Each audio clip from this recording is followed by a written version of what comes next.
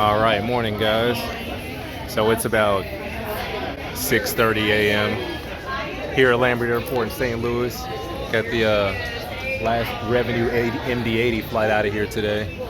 All the festivities and things. We got some coffee, some donuts, some balloons.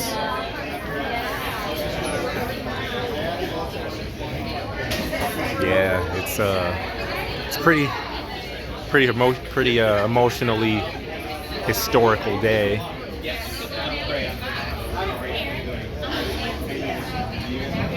So I'm gonna go down to the ramp shortly, get some video of the departure, water cannon salute, that sort of thing, and grab me a donut. But yeah, it's pretty cool. And down at gate Charlie 6, there's Good another. morning, ladies and gentlemen. My name is Carol, along with Nancy. We'd like to welcome you to the boarding area of Flight 1999 to Dallas, Fort Worth.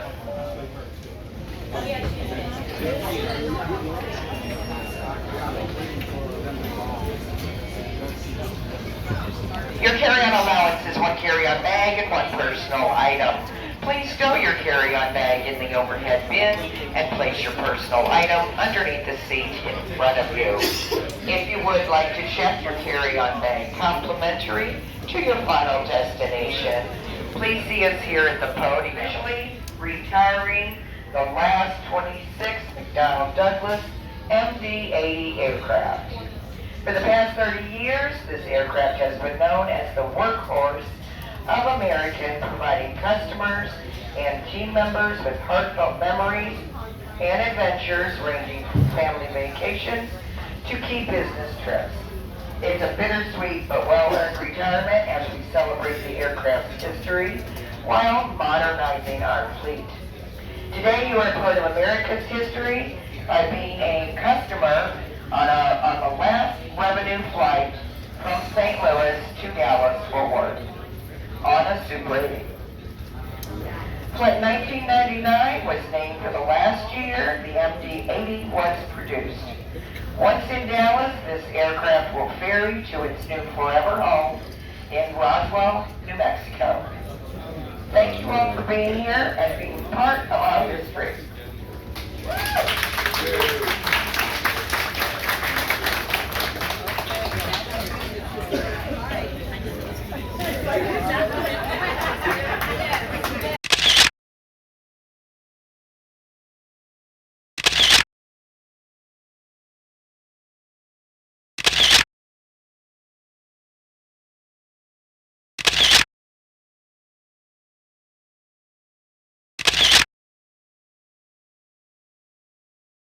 A few moments later.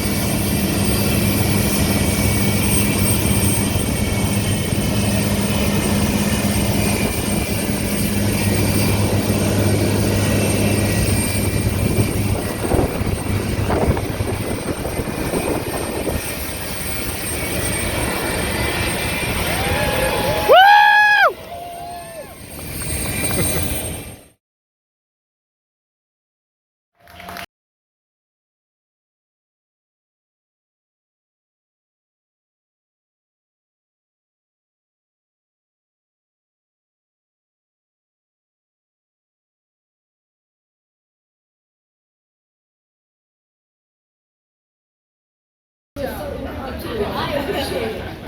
I'm here to quiz the gentleman today.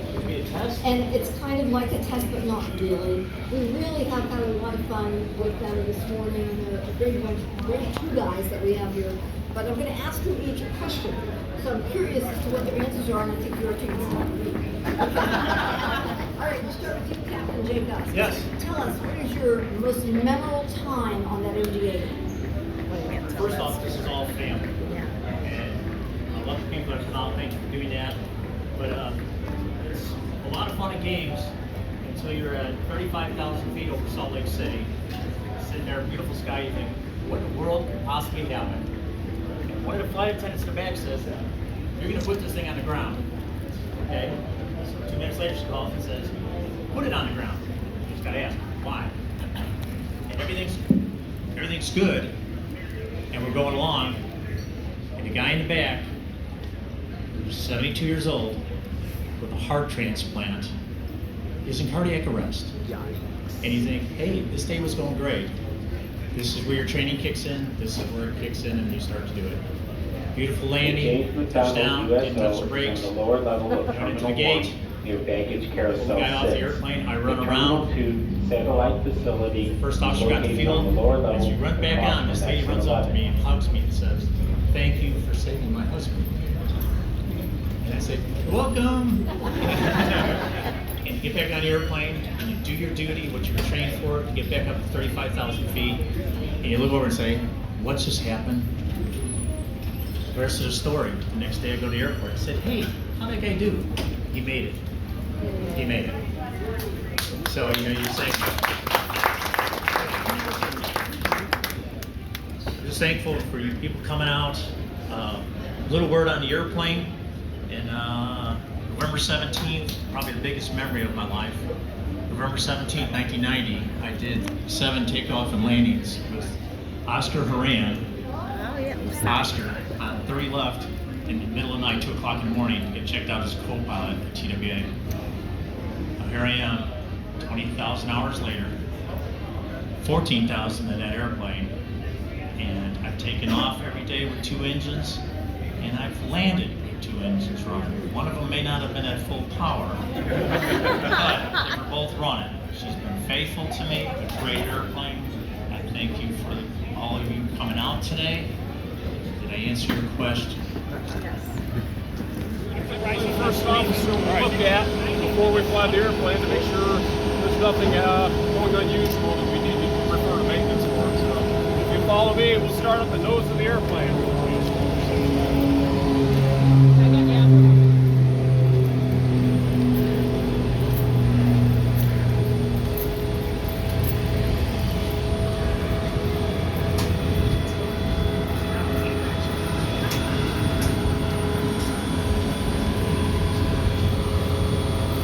Start out here where they plug the external power in.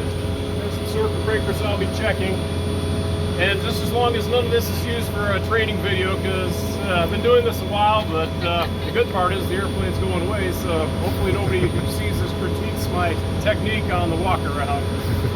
But we'll take a look up in the nose real well to see that there's nothing unusual, no drips of hydraulic fluid or anything out of place.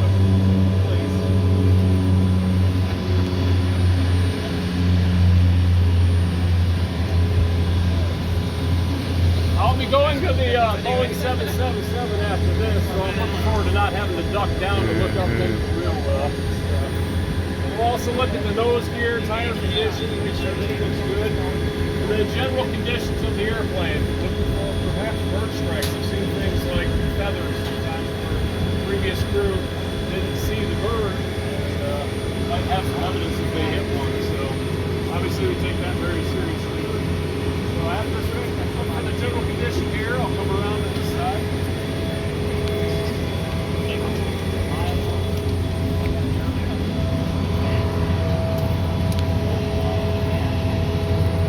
I'm looking for any hydraulic leaks or anything. Our maintenance is really good. It's very rare to find any kind of problem with these airplanes, but occasionally we do see something that was overlooked.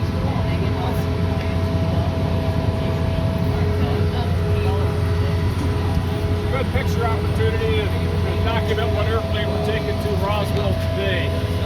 final crew on this aircraft before it gets turned over to its future life, perhaps with another company.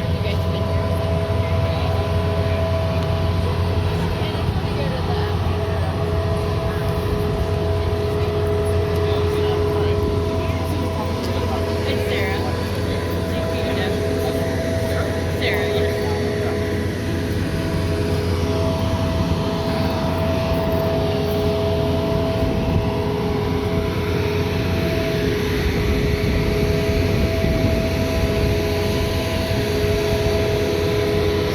Come on in, it's a nice shady place in here. So one of the neat things that I find about the MD-80 is just the overall design. It's a composite of various technologies that were developed through the early 80s. And most of these airplanes were built in the late 90s, these actual MD-80s, but they share a lineage with a lot of them that American Airlines bought in the mid-80s.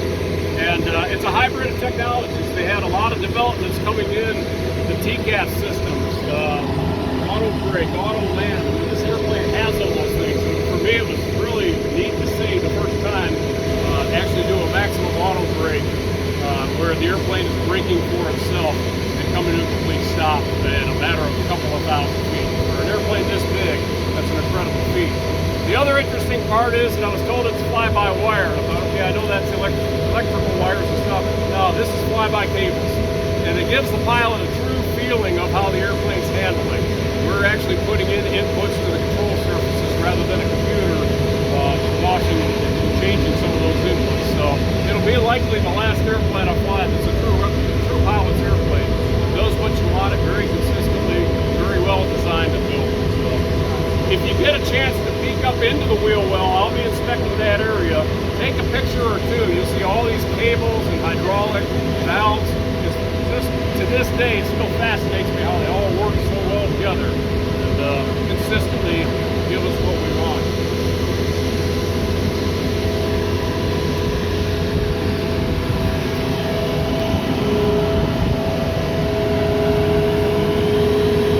Just watch your head when you look up in. Should have dropped the gear norms. It's shaking it a little bit like that. Maybe a little hard, maybe.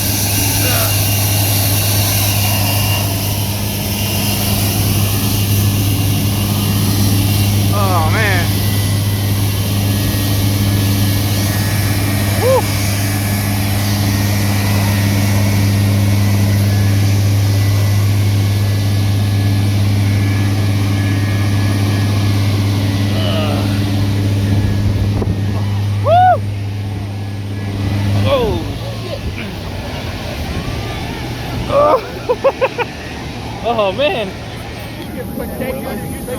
No weight.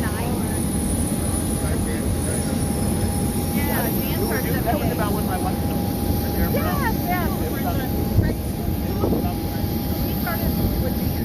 He did with Dan. Adair Brown. That's what my.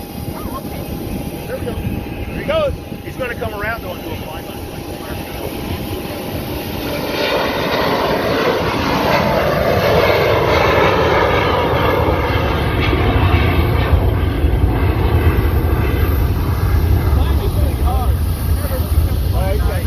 A few moments later.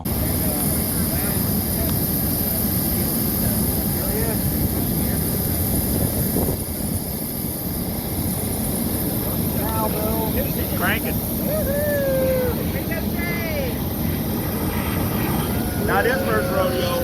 Wing it, wing it.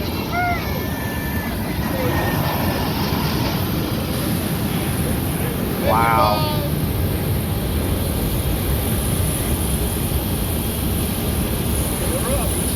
Wow.